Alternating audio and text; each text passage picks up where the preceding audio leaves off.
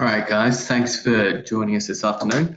My name is Charlie. I've got my colleague Alex here with me today. Thank you for joining us for this short webinar. We're going to be talking to you about your online reputation, why it's important, what to do if you don't have one, what to do if you've got a bad one, what to do if you've got a positive one.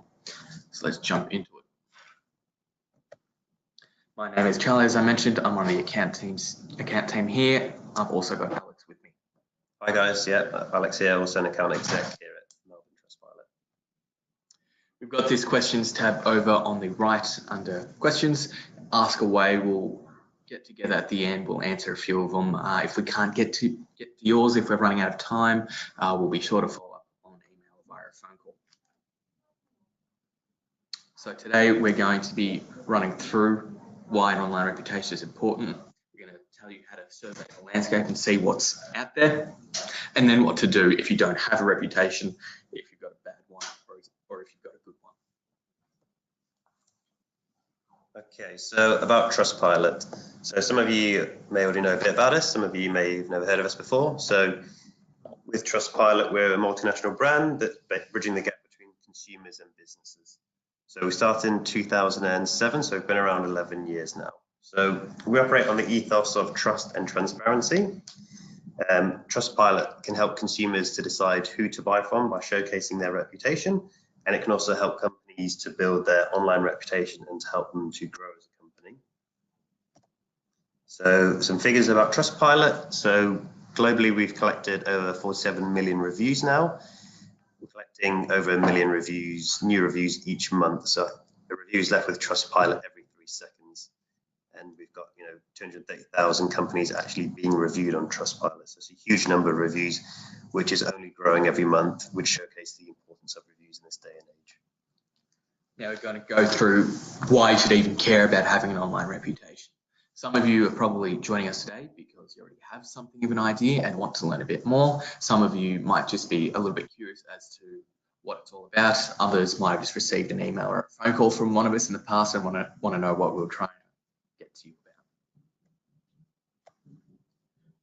First and foremost, 25% of a company's value is directly attributable to its reputation. That's according to the WEF. We know this if you're in the economics or the business world as goodwill. What better way to showcase goodwill? What better way to prove goodwill than to point to a source of reviews, point to a source of satisfaction that is presentable and transparent and available for anyone to see. So that's where review platforms like Trustpilot come in handy, because it is essentially showcasing your goodwill and can boost up that market value. We're living in an ever more connected world where people are using the internet for everything, to communicate, to research, to be with friends. And so we have figures that suggest that 85% of customers will use the internet before making a purchase. Now that will be looking at reviews from maybe an industry website, that will include testimonials, that will include reviews. 70% of that is testimonial based. So they want to know what other people who have had the experience that they're searching for have said about the purchase, about the experience, about the service. 80% of our respondents say that negative information that they've read has made them change their mind about a purchase decision. So they were somewhere along the funnel. They were maybe even as far as the basket. They were as far as checkout when they read something negative and turned back. So 90% of consumers say buying decisions have been influenced by online reviews. The next point is quite strong. 72% of consumers will actually take an action after reading a positive review. If they've had that social proofing, if they've had that level of confidence increase after saying that someone has had a good experience, they will chase that experience themselves and will emulate that experience. And 86% of people would pay more for a service or pay more for services or a product if the company has a positive reputation. If they think that they have confidence in purchasing from you, if they think that what you say you'll do is what you will do, they are more likely to spend more, because that's extra little bit of confidence pushing them through. Okay. Understanding your online reputation. So first and foremost, you've had a thought about reviews. It's good to survey the landscape. What that means is you're going to go and look into search engines, social media, find out where or if there are any reviews currently about the company. So what are prospects finding during the conversion funnel? So once they initially hear about your company, they may go on the site, they may be shopping around, and they may want to look for reviews. So they may go into Google, which is probably the most important place where they're going to go into and look for reviews for you. They'll also be looking on your website as well and various other means. So where's your brand being mentioned on the web? And what existing reputation sources are there? Are there any good reviews online for your company, bad reviews, or neutral reviews there? So understanding how they're learning about you. As I said before, there's various means, but the most important that people do look at the moment is, they're going to go into Google and they're going to do a company search, whether that's brand name plus reviews, to see what they can find there. And if they can't find anything, they may not go back onto your website to complete the purchase. If they find maybe a competitor who has reviews, which are, transparent and open reviews, they may go back to that website there. You can also look throughout your Google Analytics to find out where people are dropping off. So maybe they're adding something to the basket and then they're going off into Google to look for reviews, and maybe some of them are coming back and maybe some aren't. An important thing to do is you can sign up to Google Alerts to see when your name or the company name or any keywords that are related to your industry are popping up, and you'll be notified of that. So it's important to find out what's out there and what you can control of, if you can go in there and you can amend that and update that information. You can also look throughout social media as well. It's important to see if your brand is being mentioned there throughout Instagram or throughout Facebook, which are increasingly more important these days. So existing your reputation sources at the moment. So prioritize large authoritative domains first. So obviously you're going to be looking at Google there. With a company like Trustpilot, as mentioned before, we have collected over 47 million reviews, so we do rank very highly. So your profile page, which has your company name in it, is going to rank very highly within Google eventually over time. So we'd recommend going in there and customizing any content you have control over, whether that's contact information, support information, any up-to-date addresses and everything like that. So you want that message to be consistent across all of the actual sources out there. So throughout social media, throughout reviews, companies like Trustpilot, and also on your website. So now that you've done a bit of surveying, now that you've done your research, what happens if you actually come up with nothing? What happens if you've typed in your brand name, your business name, and keyword reviews, and you see that there is very little, or just a smattering on Facebook or Google, and maybe one other website, but nothing too authoritative, nothing that screams out confidence? First thing you need to do is claim and update all your relevant profiles. I'm sure you're already in control of the majority of your social media profiles, your Facebook, your Instagram, your Twitter, anywhere that might have a communication with a customer. Next thing you need to do is go to any other platforms that people might be communicating with you through. So that's your Trustpilot, that's any other review platform that people might have some access to you in. Claim them, update them. Alex spoke about before about keeping things on brand. Have a good theme, have a good customer first approach while maintaining your own language. It has to sing true to the customer that this is your business and your brand speaking to them.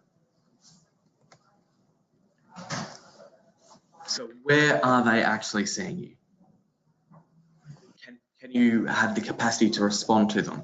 Do you have any level of thematic continuity? Make sure that when people find you, they're getting the same message of we care, we really care. And that will push forward. That will mean that when other people find what you've found, they will see that message coming through strongly. Next, proactive outreach leads to better reviews. So when you don't actually ask for reviews, the best case scenario is a 50-50 split between positive and negative. What we find are the most unhappy 5% will go out of their way to leave a review, and the most happy 5% will go out of their way to leave a review. Now, this really doesn't give a representative picture of your business and your reputation. What we've found, the reason for this is a lot of review platforms have quite high barriers to entry. You have to sign up to it. You might have to create an account, create a new email. There are a few things that a consumer has to do before leaving that review. So what businesses like Trustpilot have done is remove that barrier to entry, so you can actually reach out to them, and through that act of reaching out, they don't need to set anything up. They just get to go in and leave you that review. So we found that when actually asking for a review, 83% of those will be 4 and 5 star, because people are happy with your business, people are happy with your service, and they are more than happy to actually let other people know that, if you let them know that that's what you would like. You can't not ask and expect the world to hand you things. You have to be quite upfront and say, we would like to hear your feedback. Here is an option to leave it. Next, you need to create and market your own content. So create pages, landing pages, blog posts, anything that celebrates your brand. This can have on-theme messages of customer service, of we care, of our reputation, of testimonials, of case studies, anything like that, that you know your own keywords that you can boost through. You know what people might be coming to your page from. You know what landing pages you want people to get to. Use the knowledge that you have before you start paying anyone anything. You can start to create content, you can start to own content, you can start to drive traffic and increase conversion yourself. Okay, having a negative online reputation. So some common questions on responding to negative feedback. So as Charlie mentioned, you may already, if you look online, you may find a few places where there's somebody's got something negative to say about your company through various websites or social media sites. So a few questions: should we respond to reviews? Will responding to reviews improve retention? And can I actually save unhappy customers with a response? So to answer all of those questions, yes. So definitely recommend responding to all reviews. So as a company, we do advise companies to respond to all reviews, positive and negative reviews. Can it help to improve retention?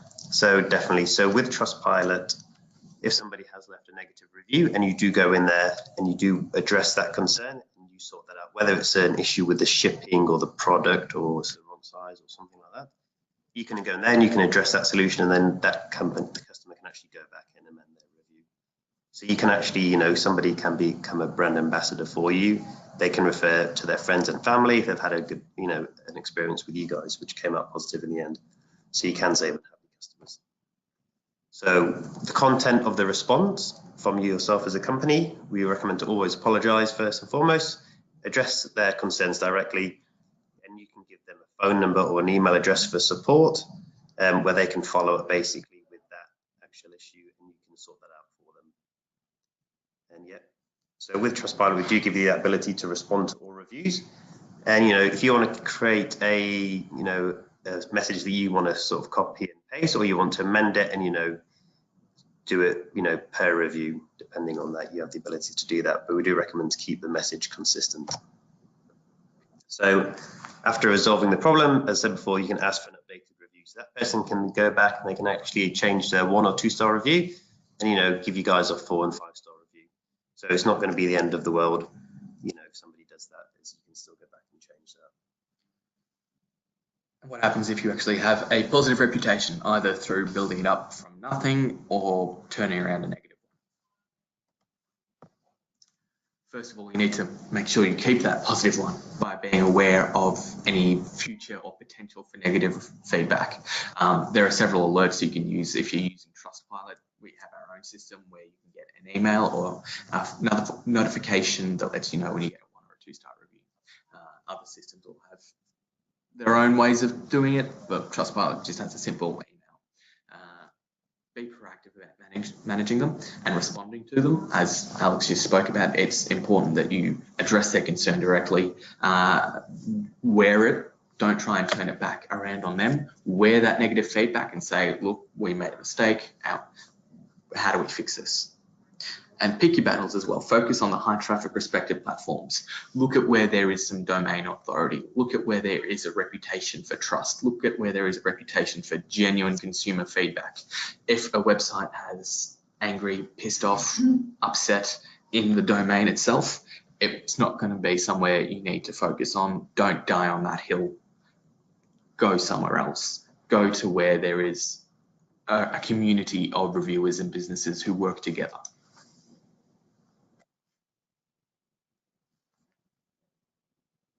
So the content of your responses, always link them back to your site, always link them back to you, always have that customer first attitude and behavior. Ensure that the site's pages are optimized for these queries. So on your own website, ensure that you are quite upfront and say, here, if you have concerns, we can address them here, here, and here. If you want to leave feedback, you can leave feedback here, here, and here. But when you do get that good feedback, when you do get a positive testimonial or a great review, celebrate that. A lot of businesses are always concerned and a little bit worried about tooting their own horn. This isn't tooting your own horn. This is allowing your horn to be tooted by someone else and amplifying that horn's tootingness. You need to be a little bit, it's the classic humble brag. You need to allow yourself to be talked up by your customers. And when you do have reviews, when you do have a reputation, make sure it's visible. You know how your customers work on your website. You know how your website is optimized. Place the reviews at key points.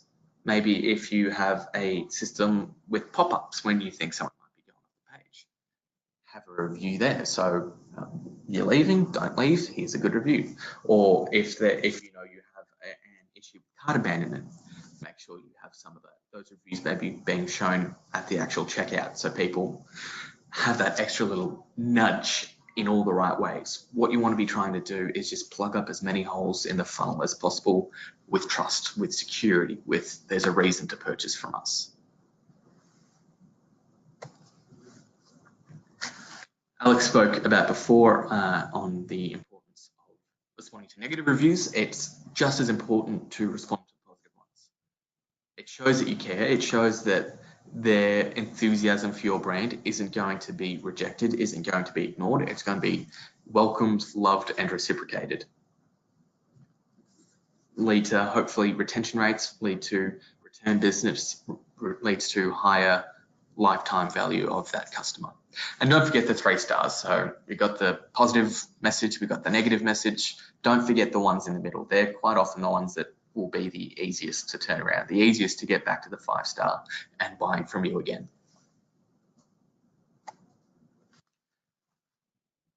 Also understand how your customers actually reach your website, understand where you actually have that lead generation. Place those reviews there.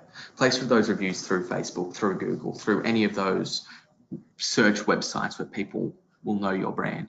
So you can see what Homebridge have here. They've got their Trustpilot reviews being pulled through, not just on their Trustpilot profile page, but on their own page. So they've put a widget on their site from Trustpilot that we've marked up with schema that allows those stars to be pulled through just to get that traffic through there, because we've been ingrained and conditioned since childhood to love stars. And so they'll click through there to see where those stars come from. And where those stars come from? They've come from Trustpilot.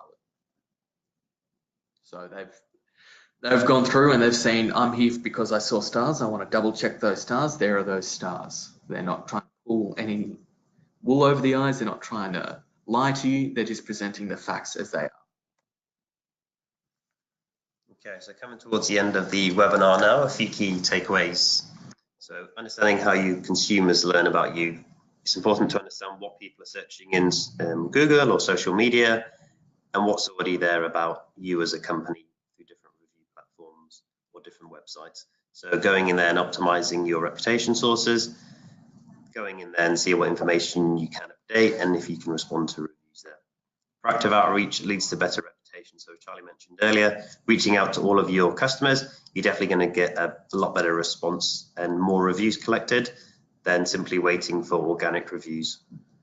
Responding to negative and positive reviews, hopefully turning around those negative reviews and, keeping those positive reviewers happy and hopefully coming back to your store or to your website, showcasing your good reputation. So whether that's through sort of paid, through Google seller ratings, or through organic rich snippets, or on-site, or throughout your EDMs and your cart abandonment emails, as Charlie's mentioned earlier, showcasing that through a system like Trustpilot, where you can use your reviews, you know, in as many ways as you can throughout that customer journey. Okay, so we'll just check if we've had any questions throughout this webinar. No, so it doesn't look like we've had any questions. So what we'll do, we'll follow up with an email after this webinar, and this will also be posted on YouTube. So if you did miss some of this or come halfway through, or if you do want to share it, you know, we can give you a link to that as well. So thank you for your time today, guys, and I hope, you know, that's given you better understanding of your online reputation and ways that you can go in there and manage it. Yeah, okay. So what we'll do is we'll just wait, you know, a couple of minutes or so if you guys do have any questions you want to post.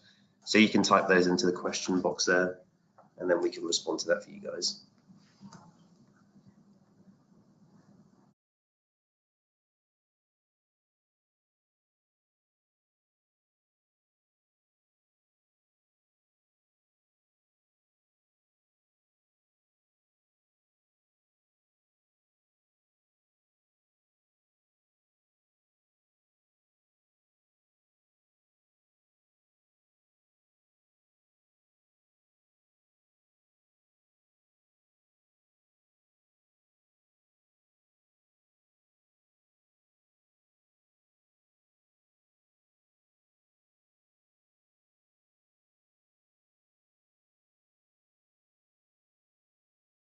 So we've just received a question regarding cost. There are a few different packages ranging from free all the way to enterprise. Trustpilot as a brand believes that reputation shouldn't have a cost. So you can invite people, you can, everything that we've spoken about today in regards to building up that reputation, that's completely free. What then the cost comes into is the marketing, the automation, and the business intelligence. So the actual reputation, building things up, free. Software marketing, there will be a cost depending on exact feature sets, volume, and requirements for the business. And that can be anywhere from $2,000 a year to $2,000 a month, entirely depending.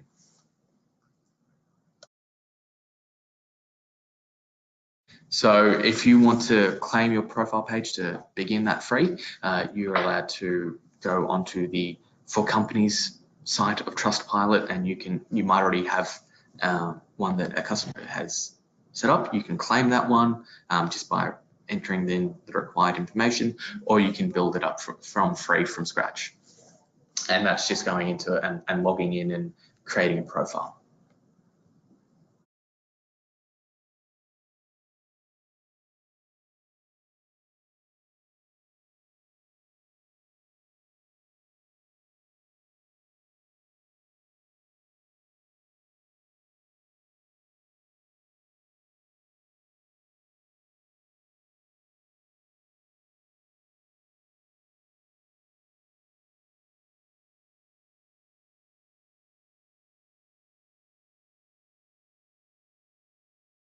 All right, guys, thanks for joining us today. We'll follow up with an email with the actual webinar, and we'll follow up maybe with a phone call as well in case you needed any more information from us. Otherwise, enjoy the rest of your afternoon, and thanks for joining us. Thanks, guys.